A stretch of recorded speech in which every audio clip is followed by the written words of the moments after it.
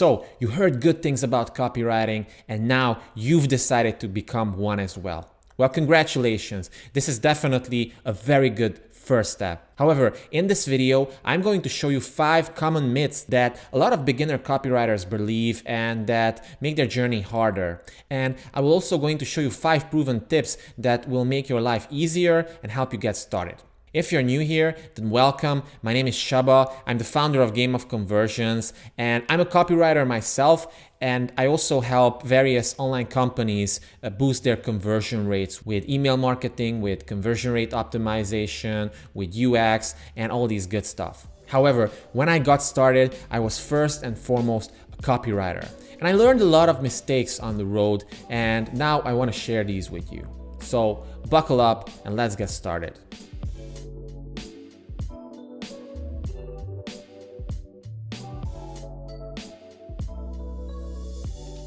So the first common copywriting myth that a lot of people believe is that you have to be a writer, a natural born or an educated writer to become a copywriter. And this couldn't be further from the truth. In fact, in my practice, I've seen a lot of people who have English degrees, who have writing degrees, and they're having an extremely hard time becoming good direct response copywriters. Why? Because copywriting is essentially getting people to say yes, to do something, to compel them to take an action that you want them to take. And this requires a completely different skill set than traditional writing. There are different rules, different ways on how you address people, and so on. And the problem is that a lot of people with writing degrees have been hammered by their professors, by their teachers to do things a certain way, and copywriting is a very real life way of doing things, and this requires a lot of other things, which isn't necessarily always academically correct, but hey, that's the thing that works in real life. So don't stress if you're not a writer, it's not a problem. And this actually brings me to myth number 2, which is that you have to have perfect grammar to be a copywriter. Now, this is very controversial, but do believe me when I say that even if you don't have perfect grammar, you will have a blast as a copywriter if you know how it works and how to persuade people. It has nothing to do with grammar, perfect writing, okay? There's actually a very famous copywriter called John Carlton. Look him up, he's a legend in its own right. And in an interview, he once said that I've never lost a sale due to a grammar mistake in my entire career. And maybe it's not entirely true, but it's definitely true that you don't have to have perfect grammar. You have to speak to people's emotions and you have to write as they talk, as they feel, so that you can persuade them. So don't stress this. Obviously, it's not really good if you hand over a piece of copy to your client full of typos, but you have Grammarly, you have other tools for this. So don't worry about it. Just concentrate on learning how to persuade people to take an action. Now, the third myth is that you have to invest a lot of money in expensive courses, real-life events, masterminds if you want to become a copywriter. Well, this can definitely help you, and this will help you eventually. But when you're getting started, don't overthink this, okay? It's enough if you read a few books. It's enough if you know the basics of copywriting, because let's be honest here, you don't really have to write the highest converting sales message of your entire life when you're getting started, okay? And even a lot of beginner clients don't expect you to. They just want somebody who can get the job done, who can be enthusiastic about their problem, who can basically help them solve their current situation and move them into their ideal situation, okay? So if you're doing easier projects like press releases, blog posts, simple emails, all this stuff, then knowing the basics is pretty much enough.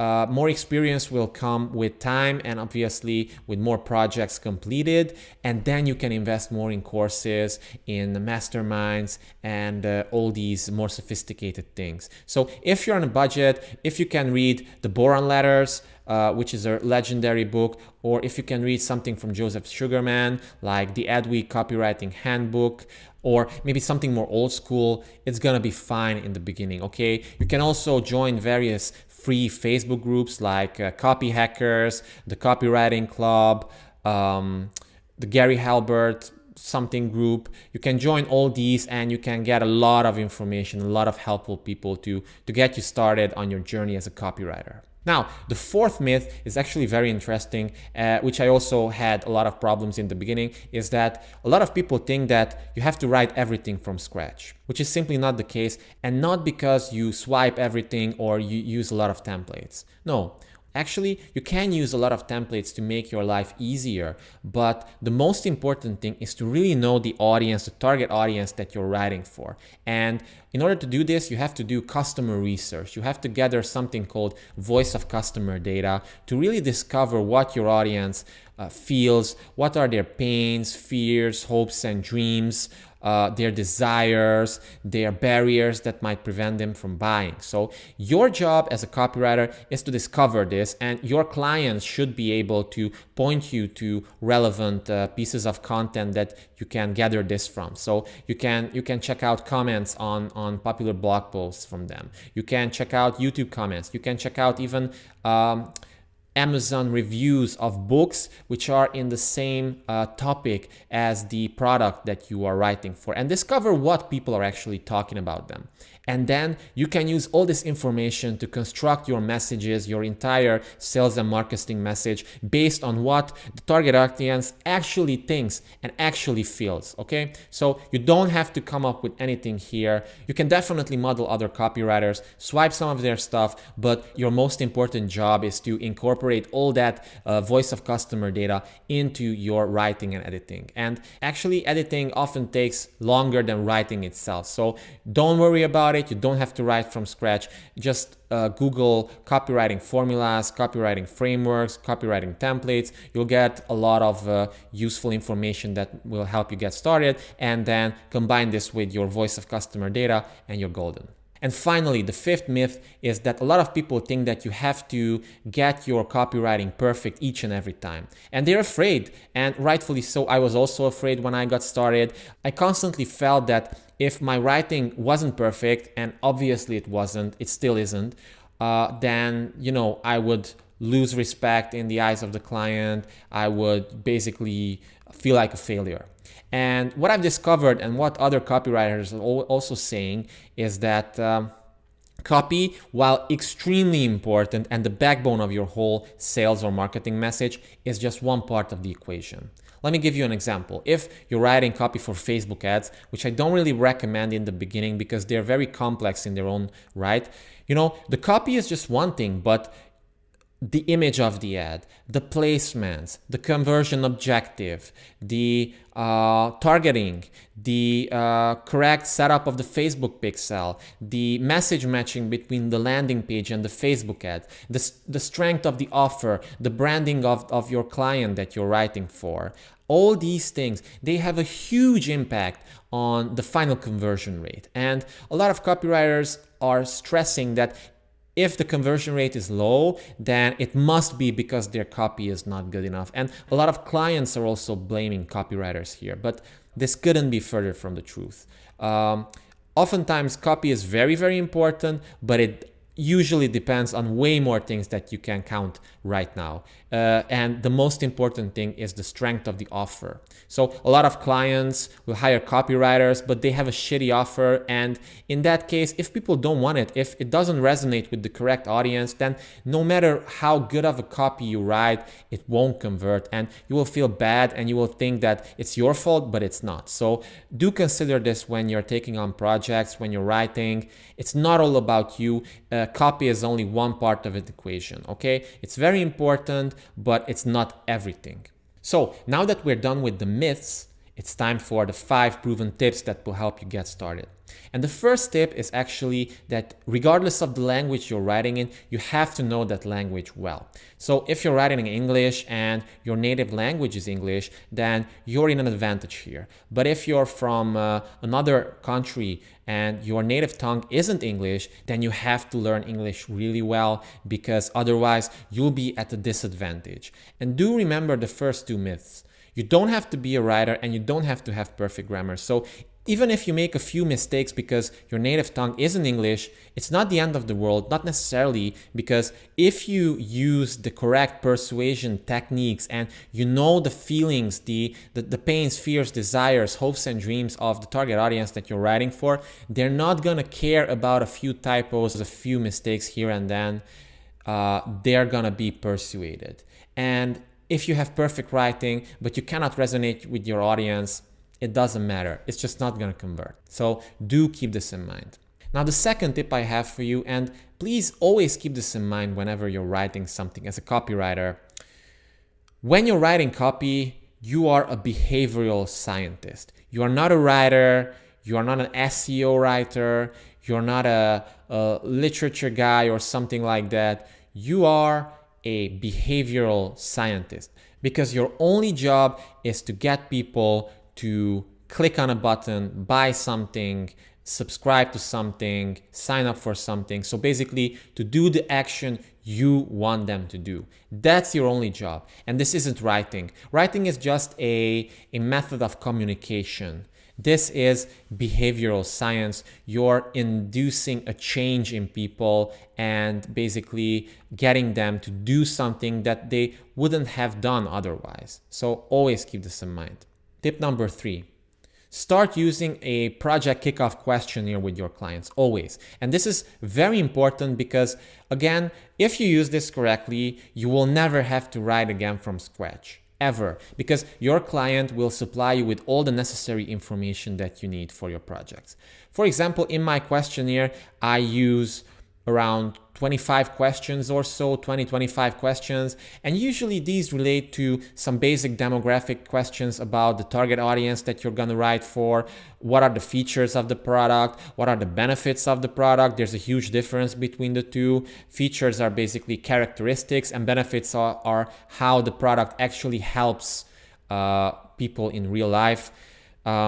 I also have questions regarding the unique selling proposition of the product, how it's different, what might prevent people from buying it, what stage of awareness are our ideal customers in. And I actually made a cool video about this. I will leave a link in the description regarding this video about the 5 stages of awareness. So be sure to check this out, because this is a very, very important concept in successful, high converting copywriting. So your job is to include these questions, make it mandatory for your clients to fill this out. And then when you get it back, you will have a much better understanding of the product, but most importantly, the audience itself. And this is the most important thing, to know the target audience that you're writing for. And I've said this many times. I will say it again because it's that super important. Your job as a copywriter is to induce behavior change. It's not to write, it's to get them to take action. And in order to do this, you need a lot of quality information. And if you don't really get this information from clients, then do reconsider working with them, because if they don't understand the value in this, they're not going to be good clients after it as well. Now, tip number 4 is that you have to price yourself right.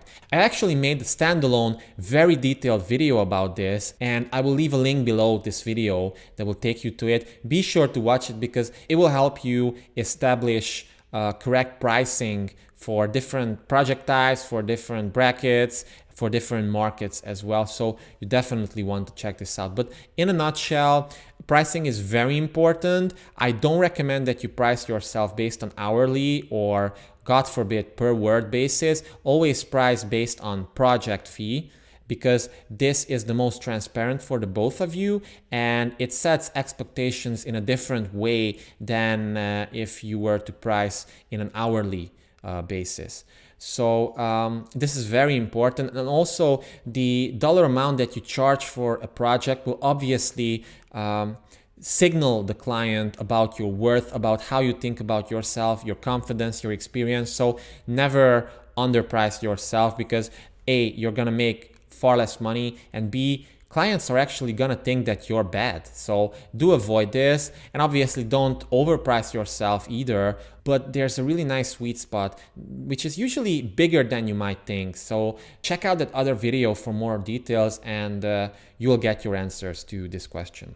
Now, the final tip I have for you is that you should only focus on 1 or 2 types of copywriting projects that you work on first. And don't aim for the super complex long-form sales pages, long-form video sales letters, or full launch email campaigns, okay? These are complex beasts, and you have to have a lot of training to do this correctly and a lot of experience as well in that particular market. But if you are writing website copy, you can concentrate on doing about pages, for example. You can concentrate on doing press releases or blog posts in a certain niche. It's very important niche down, not too much, but you definitely want to avoid being a jack of all trades, especially when you're getting started, because you're at a disadvantage. You don't have such a big portfolio. You don't have that much experience. You don't even know how to communicate properly with these clients, and they might be able to sense it. They will oftentimes sense it, and then when they sense disconnect between your pricing, your image, your branding, your positioning, and your experience, it's going to lower your chances of being hired. So what I recommend is that you niche down, you concentrate on one thing, for example, writing about pages to influencers or something like that. Do a few projects like this, paid trial projects. I don't really recommend that you do projects free, but paid trials. And even if you charge lesser amounts for this, you will be able to use these in your own portfolio. And if this is going to be your first project ever, then you can just whip something up on your own, include it in your portfolio, send it to a job post on Upwork or in a Facebook group or wherever you do your lead generation in, and you will have much better results than if you just apply to anything and if you say that you can do anything. Of course, everybody knows that a jack of all trades is a master of none, and they might be able to swallow this later on when you have a name for yourself or when you have experience, but in the beginning, it's really hard. You have to be a specialist. So do keep this in mind. So that's it basically. 5 myths and 5 tips.